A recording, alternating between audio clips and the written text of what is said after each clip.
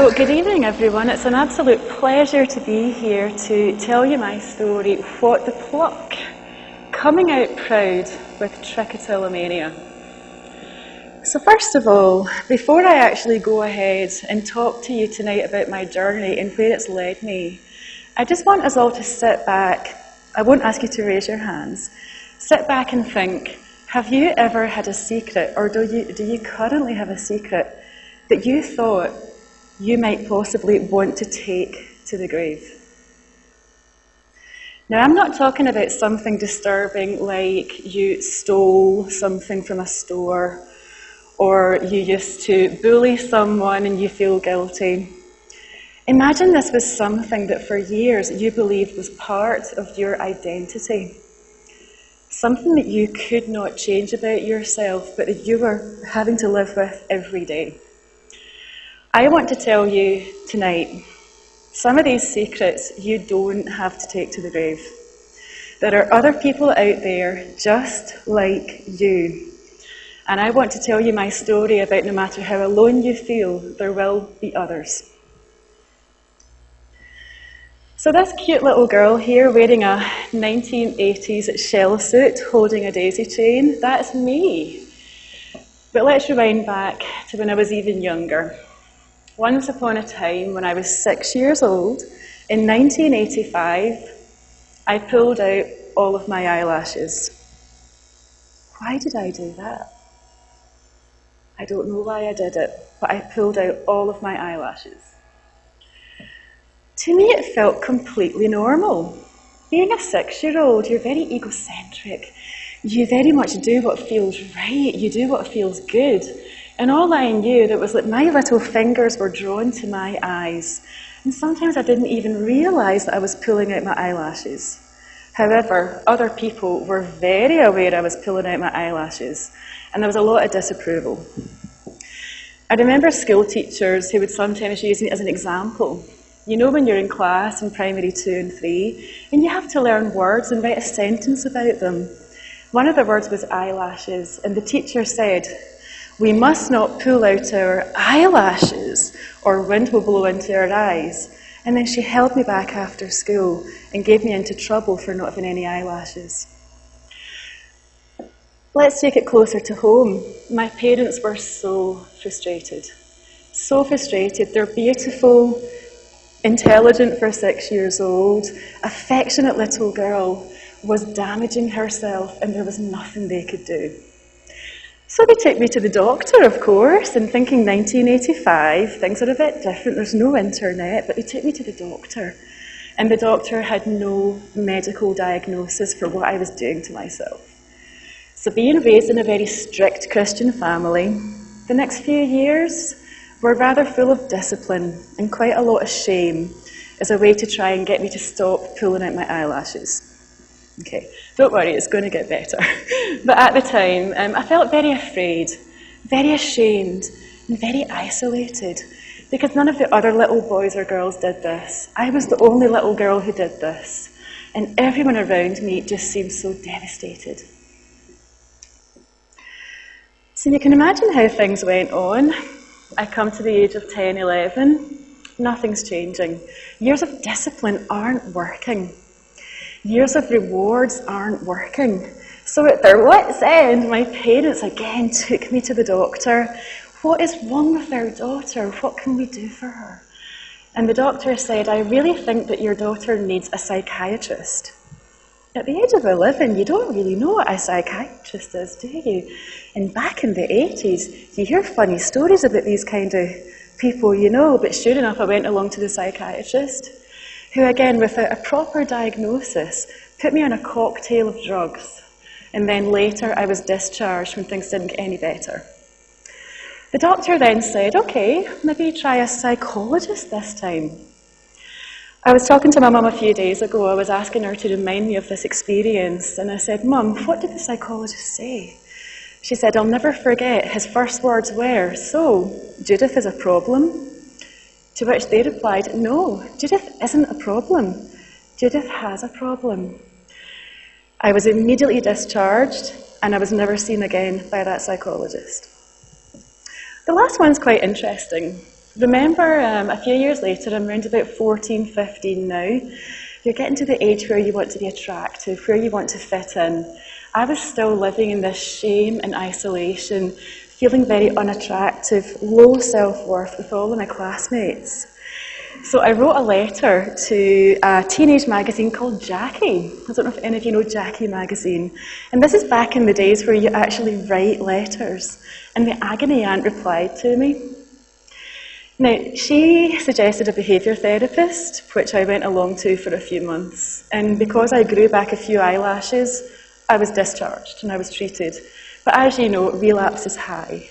But I will never forget, that was the first time in my life that someone wrote to me and said, it's going to be okay, try a different system. So these were my teenage years. So as I mentioned earlier, I was raised in quite a strict religious upbringing. I used to go to Bible camp very regularly. So it was bad enough that I was pulling out my eyelashes, and it was bad enough that I had low self-esteem, low self-worth, felt very humiliated, displeasing to others. Imagine what happened when my eyelash pulling found a new badass companion. I'll never forget it. I was in Bible study and my hand drifted into my scalp. You know in the movie, when the guy kisses the girl and the camera goes around them in slow motion, that was what it felt like. I got hold of this hair that just felt like a gold strike. It was thick and it was wiry. And when I extracted it, I examined the root. And it still lies in my little Bible somewhere in a cupboard to this day. Interestingly, I didn't make the connection. Although I still felt so much shame and wore so much makeup to cover my bald eyes, because people could see that if I didn't hide it. You couldn't see this scalp pulling that was now developing on my temporal lobes because a lion's mane covered it. So obviously, that was a blessing to some degree that I only carried this shame and isolation with my eyelash pulling.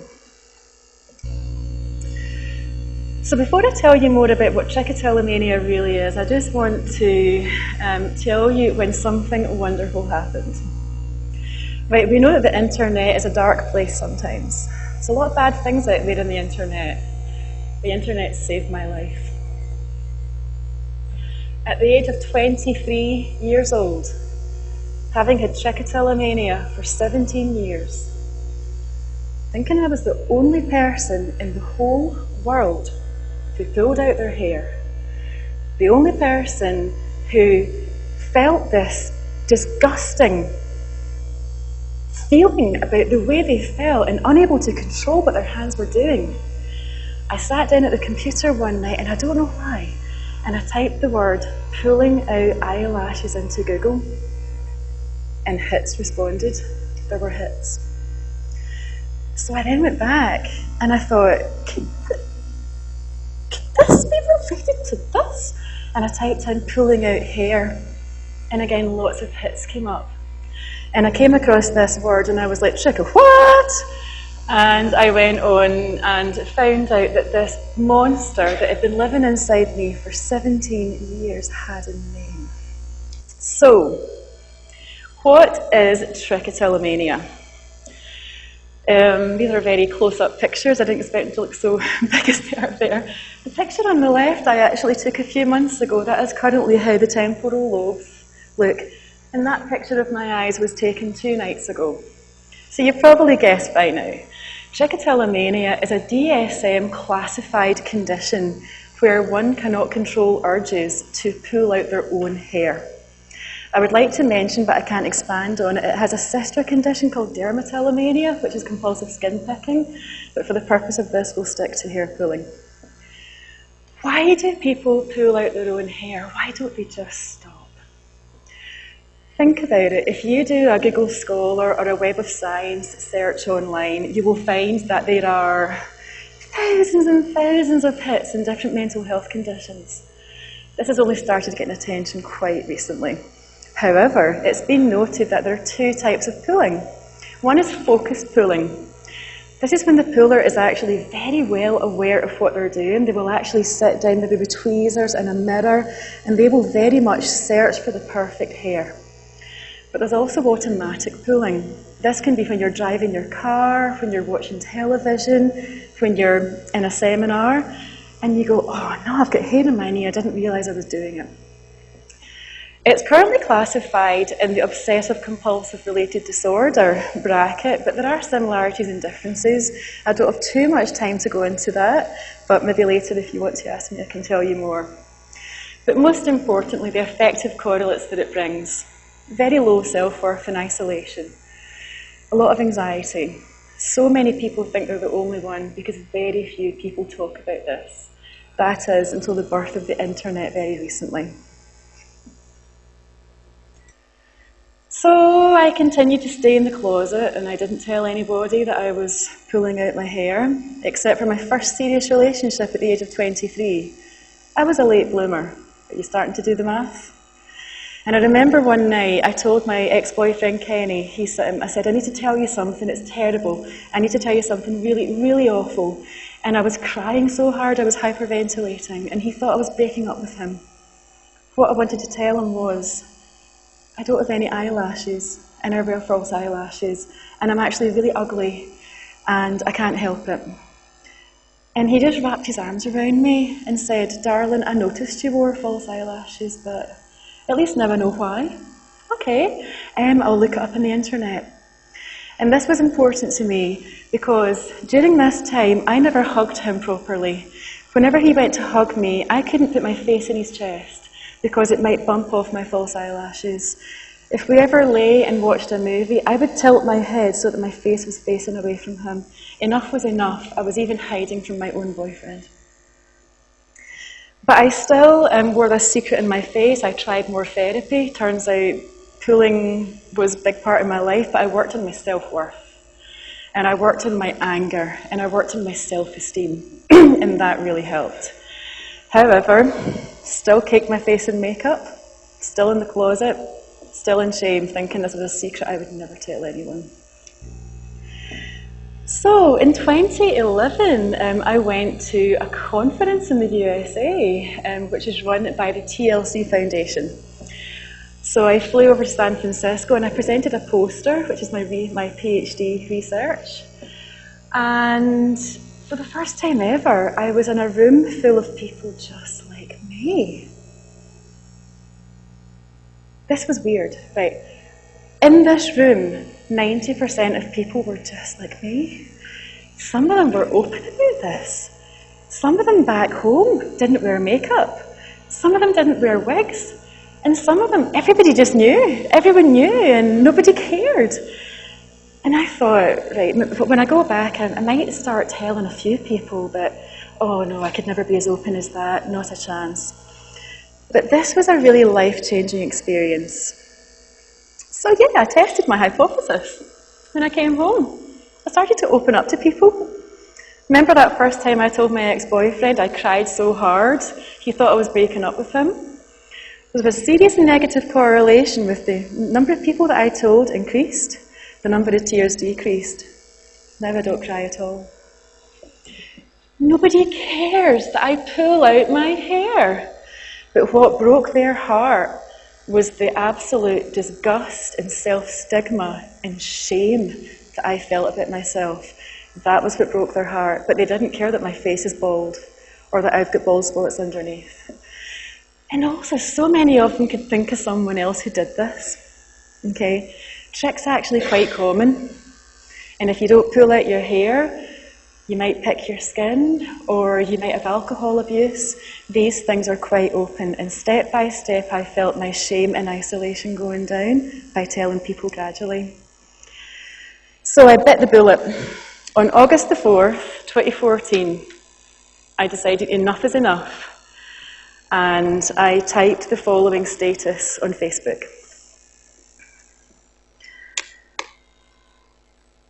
After years of posting, raising awareness of trichotillomania on Facebook, I've decided to publicly state that not only do I research this condition, but that I myself have had trichotillomania since I was 6. I'm now 35. My close friends and family know this, but I've tried my best to hide it from others due to the shame that hair loss brings. I'm sure many may have noticed, though. I am not making this post for attention, far from it. I do my best to hide it, but because I want to reduce this shame surrounding these conditions and help other people who are afflicted by this in similar conditions. Most suffer in silence. And I went to bed that night unsure if I'd done the right thing or if I had just committed social media suicide. And I woke up the next morning with more than 100 likes and more than 40 comments and private messages from people sharing similar afflictions. And I was set free. I was completely set free. So I just want to close on the note of what is recovery. Is it really stopping pulling out your hair? Is it really stopping picking your skin? Is it really not feeling depressed anymore? Is it really about not having panic attacks anymore? No, this is not my story. I'm here to tell you that it's okay to not always be okay. The picture on the left-hand side was a closing speech I gave 3 years ago at the TLC conference. They put me on the recovery panel that year because I came out proud with Trick. Not because I stopped pulling, but because it was advocacy for recovery in more than one form. I don't know if you can tell from the picture, but I grew back some baby eyelashes this May. 5 weeks of baby eyelashes. Oh.